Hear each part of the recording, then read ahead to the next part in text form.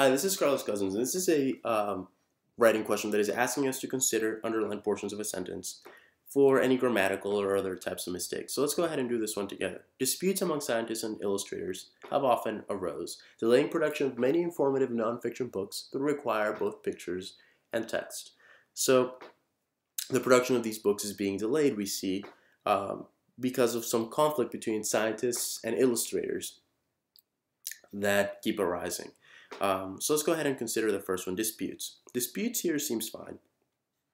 It's a noun, it's in the plural, but there's nothing to worry about. Among scientists and illustrators have often arose. So these disputes which arise between scientists and illustrators are going to be the subject of the sentence. This is what we're talking about.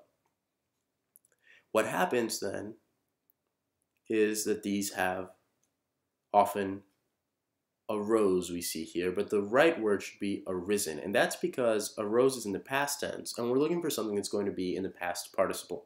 So you will usually have the past participle, as in this case, in sentences that are passive. The difference between a passive and an active sentence can be illustrated by a few examples. So, for example, he eats food is an active sentence. And a passive sentence would be the food is eaten by him. And watch how we use the word eaten here as opposed to the past tense, which would be this active sentence here happening in the past. He ate food. So the mistake that's being made here is ate is a past of eat, but eaten is a past participle. So you cannot have arose here because this is the past of arise, but we're looking for the past participle arisen.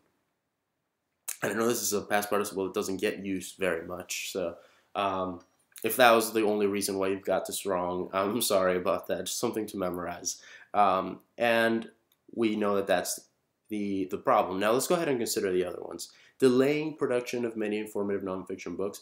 That's not a problem. We know that delaying is talking about the subject, right? The disputes.